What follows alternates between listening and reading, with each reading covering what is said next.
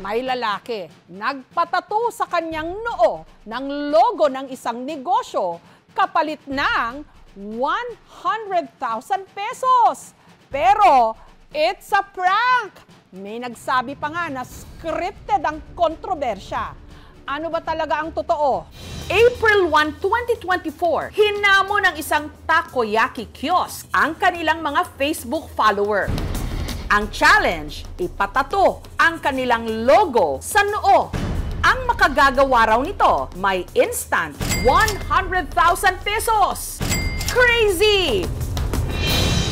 Pero may isang agad na tumalima o kumasa. Ang problema, ang challenge na ito, dahil ipinost nung April 1, isa pa lang, April Fool's Day prank. Ibig sabihin, katuwaan lang, hindi dapat sineryoso. Ngunit dahil di umano may kumagat, ang pamunuan ng takoyaki kiosk agad naglabas ng statement. Iginiit nilang ang ipinost nilang challenge, isa lang talagang prank. Let this serve as a reminder to us all how important reading comprehension is. It's April Fool's Day. Never trust anything or anyone. Bagay na inalmahan ng netizens. Natural, may kakagat sa pakulo nyo. Sa hirap ba naman ang buhay ngayon? Aral yan sa inyo. Dapat kung mag-public post kayo, dapat yung totoo lang. Sa dami naman kasi ng pwedeng i-prank, yung pang lifetime effect pa yung napili nyo. Lalo pat di umano, meron ngang sumunod at nagpataturaw sa noo dahil sa inakala nitong promo. Ang may pakana ng pinag-usapang April Fool's Day prank na interview namin itong Huwebes, ang may-ari ng takoyaki kiosk na si Carl. Depensa ni Carl, hindi niya raw lubos inakala na may seseryoso sa kanyang post. Nahugot ko yung sa joke na sinasabi nila na ba't di mo ipatato? Ipatato mo sa noo. Parang napaka-imposible na may gumawa nun. Kasi pag sa katawan lang, sure ako na maraming gagawa. Kaya kahit siya di umano, nagulat na may kumasa sa kanyang hamon. Hindi ko in-expect na tagang may gagawa nun. Halo-halong emosyon yung naramdaman ko. Nasabi ko hindi ko pananagutan kasi nga natakot din ako, nangamba ko no, na baka may ibang sumunod. Kasalukuyang sinisiyasat ng DTI kung meron tayong sapat na basehan para aksyonan yung kanilang business name registration.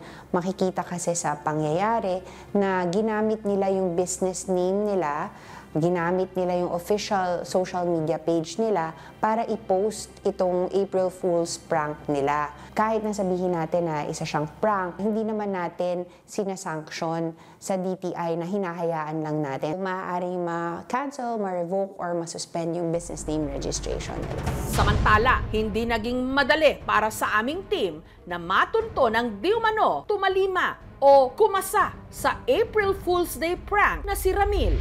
Nung pumutok kasi ang issue, dinala ito sa Pampanga ng pamunuan ng takoyaki kiosk sa bahay ni Carl. At nito rin lang Huwebes, matapos ang ilang komunikasyon, pinaunlakan na kami nito ng interview sa Pampanga. Kahit pa, taga North Caloocan talaga siya.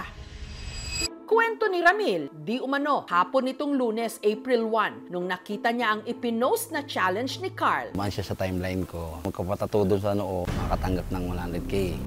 Nagpatato agad ako. Doon sa kabrad ko, siguro ito inabot siguro ng 1.5 siguro. Pero ayon kay Ramil, dahil sa kanya raw pagmamadali, hindi raw niya napagtuunang unawain ang laman ng post. Hindi ko na talaga na buong nabasa yung mayroon pa palang ano sa baba.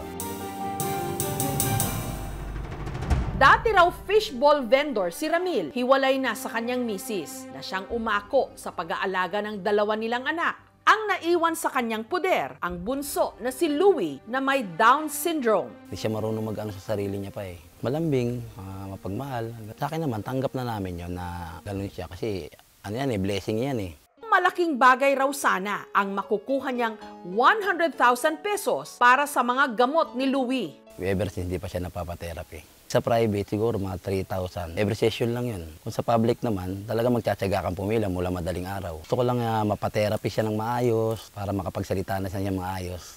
Para sa anak ko kasi graduating siya ngayon, senior high. Yung panganay ko nag-aaral din siya, medtech. Kailangan niya talaga ng mga tuition fee, almost 50,000 na ata yun.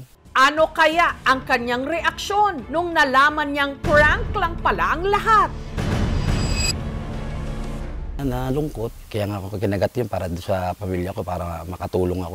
Pero kung meron daw mabuting naidulot ito sa kanya, yun ay ang bumuhos ang tulong para sa kanya at sa kanyang anak. May nagbigay ng sapatos, nagbigay ng pabango, nagbigay ng cash assistant, 125,000. Siyempre, masaya, matuwa. Kahit pa paano, makaano na yung mga anak ko, may raos ko na.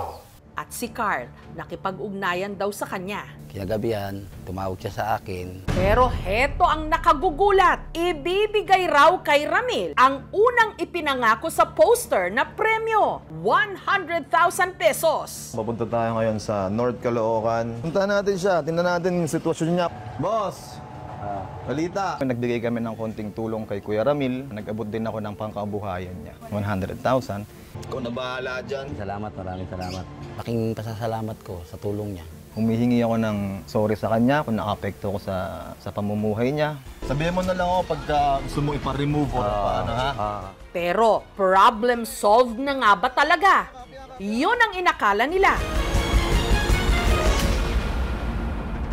Simula pa lang pala ito ng panganganak ng kontrobersya.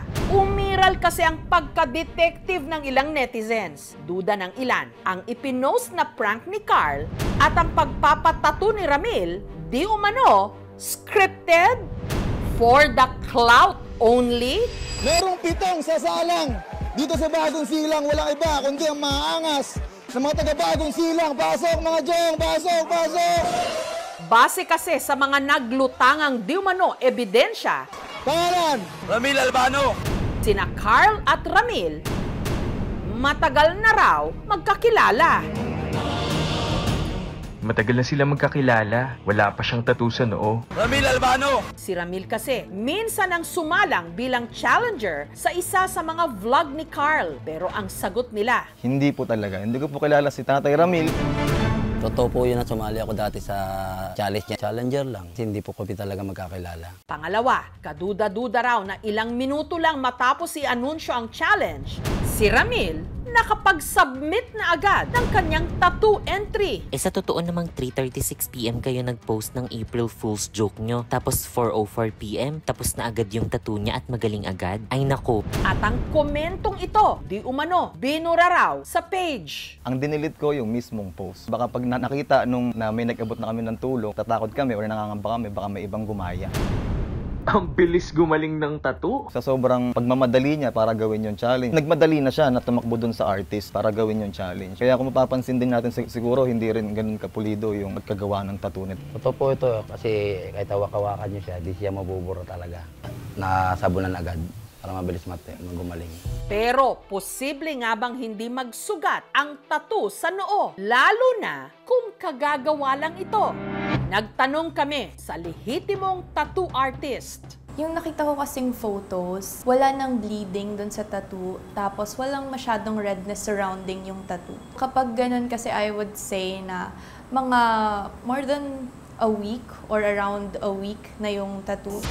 May mga kumalat ding post na bago pa raw inilabas ang challenge nitong April 1, di umano namataan na raw si Ramil na may tattoo sa noo bago pa ang April Fool's prank nitong ang April 1. Kaya patuloy kaming nag-imbestiga at sa paglilibot ng aming team sa barangay na tinutuluyan ni Ramil, meron kaming nakilala na may matibay raw na ebidensya na di umano isang malaking palabas lang talaga ang nangyaring pa-promo at pagpapatattoo sa noo. Picture ko ng Friday, 9:27 PM. Para katunayan na Friday pa lang meron na siyang tattoo. Isa nga lang ba itong publicity stunt? Sa mga taga-Bagong Silang, pasok mga Jong! Ang pag-imbestiga sa mga aligasyon at ang sagot ni na Carl at Ramil sa mga maaanghang na ibinato sa kanila sa social media sa linggong ito. Aamin na ako. Sa aming pagbabalik. Sa linggong ito, mainit na pinag-usapan ang Facebook challenge na ito. Tattoo sa noo, kapalit ng 100,000 pesos. At sa paglilibot ng aming team sa barangay na tinutuluyan ni Ramil, meron kaming nakilala na magpapatunay raw na ang lahat ng ito Staged lang o scripted? Itago natin siya sa pangalang Ralph na ang pruweba, screenshot ng isang usapan Picture ko ng Friday, 9:27 p.m. kung saan makikita ang litrato ni Ramil na meron na ngang tattoo sa noo at ang petsa ng screenshot, March 29, 3 araw pa bago nag-post ng challenge. March ng gabi. Sigurado ako hindi April 1 yan. Giinom lang kami, nagulat ako. Pagtanggal niya ng sombrero, sabi ko, ano yan? Tattoo pala. Pinicturean ko gamit yung messenger. Sinend ko sa kaibigan ko. At hindi dyan natatapos ang aming mga nadiskubre dahil may ilan din kaming nakapanayam sa lugar na nagpapatotoo na meron ngang tattoo si Ramil bago pa mag-April 1. Kapitbahay po namin yun, si Kuya Ramil. Pero nakita po namin yung tattoo niya, yung Biyernes Santo. Tinanong ko naman po siya kung saan, para saan yun eh. Sabi niya lang sa akin, secret eh. Hindi ako nagkakaman, nakita ko yun, March 30 to 31. Inampas ko pa nga eh. Biglang umaray. Ibig sabihin, legit. Ipinaabot namin ang resulta ng aming investigasyon kina Carl at Ramil. Yung lumabas na yan ay gawa-gawa lang nila, baka ine-edit lang yan. At nitong Biyernes, sa pakikipag-usap ni Carl sa aming team, inamin na niya na lahat ng ito, gimmick lang. Maglalabas daw sila ng video para amining marketing strategy lang ang lahat ng ito. Pero ang tanong pa rin, planado ba ang lahat o nabisto lang? At kahapon nga, inilabas na nila ang naturang video. Aamin na ako. Dinala namin kayo dito sa isang malaking marketing stunt. Kailangan ay makabuo ko ng ingay para mag-viral. Pahanap ako sa kaibigan kong tattoo artist na kung meron ba siyang kaibigan na willing magpatattoo sa noo. Sabi ni Kuya Ramil ay willing daw siya. Tinanong ko siya kung hindi niya ba pagsisisihan. Ang sabi niya ay okay lang naman daw basta para sa anak niya. Hindi scammer si Tatay Ramil. Yes, part to ng marketing stunt mula una hanggang huli. Ginawa namin lahat para makaanin ng engagement sa negosyo namin. Dala ng pangangailangan, kung yung pangangailangan namin sa pag-aaral ng anak ko. Ako po yung nagtattoo kay Sir Ramil nung March 28, makatulong kay Brad Ramil. Nagtanong lang po si Carl sa akin kung may kilala akong papayag na magpatattoo sa noo. Medyo talagang natakot po. Inamin man nila na gawa-gawa lang pala ang lahat. Isa ang sigurado. Kailangan ng tulong ng bunsong anak ni Ramil na si Louie. Kaya sa araw na ito, ipina-check up namin siya. Kita natin dito na may mga certain delays talaga siya. Sa ngayon, yung current level ng kanyang intelligence nasa mga 4.5 to 5 years old. Sa ngayon, ang uunahin natin sa kanya is yung occupational therapy intervention and also since hindi pa siya daw na-expose sa kahit anong therapy. Maraming salamat po, Doc, na alaman namin kung saan ulit magsisimula sa pangalawang assessment niya. Maraming salamat. Ngunit kailangan pa rin pag-usapan. Katanggap-tanggap ba ang ganitong mga gimmick o pakulo ng isang negosyo o ng kahit sino pa man sa social media? Kapag gumagawa ka ng social media post na ang hangarin mo ay mag-viral siya, possible naman yon. Ngayon, paano mo masasabing sumusobra ka na? Siguro sumusobra ka na kapag nakakapanlin lang ka na. Pwedeng papasok na siya sa field ng false advertising. Kung ang habol natin ay gusto nating mag-viral tayo, pwede naman tayong gumamit ng mga totoong kwento. Is it possible na itong content na to ma-misinterpret ng tao? Pwede ba siyang makadeceive? Kung ang sagot mo no, then okay, pasado yung content mo. Pagiging creative nila, dapat hindi nila binibelittle yung talino ng mga tao. Ibalik din nila dun sa product attribute nila. Respect the intelligence of the consumer, of the viewer.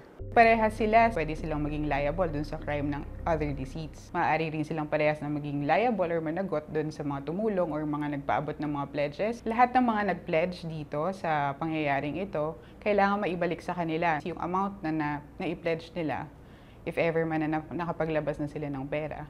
At kahit hindi naman, it doesn't change the fact na mayroon pa rin silang criminal at civil liability. Siyempre, natatakot. Kasi ang mga anak ko yung nababas din ako. Hindi ako ng pasensya sa kanila. Kasi karoon ng scripted to lahat. Balak daw po ba kayo ibalik yung mga binigay po na pera at tulong sa inyo? Willing naman. Tinanong naman namin sila kahit di na daw. Ibalik na po lahat ng mga nagbigay ng donasyon. Pero may mga iba, may mga ilan-ilan na ayaw na nilang tanggapin. Kasi nga, para daw yun sa anak ni Tatay Ramil. Ito, halo-halong emosyon, kaba, takot, mga nagalit o nainis, sa mga natuwa, humihingi ako ng patawad sa kanila. Ang social media, magandang platform para mapalago ang mga negosyo. Pero anumang gimmick yan, hindi ba dapat pa ring manaig ang katotohanan o truth in advertising? Sumasalamin ito sa kung ano ang pinahahalagahang values ng tao at kumpanya. Ang social media, instrumento rin para agad na makita ang mga nangangailangan ng tulong. Dito rin natin nasasaksihan na sa isang iglap, kaya pala nating magbayanihan para saklolohan ang mga kababayan nating nangangailangan. Pero sana, hindi ito maabuso para hindi rin madala ang madla. Lalo pat sa ating bansa, marami talaga ang naghihirap. Sa lahat ng pangyayaring ito, mas higit tayong maging kritikal kung sino ang nangangailangan ng ating suporta at tulong, kung sino ang totoo at kung sino ang tunay na authentic. Thank you so much mga kapuso. Kung nagustuhan niyo po ang videong ito, subscribe na sa GMA Public Affairs YouTube channel. Don't forget to hit the bell button for our latest updates.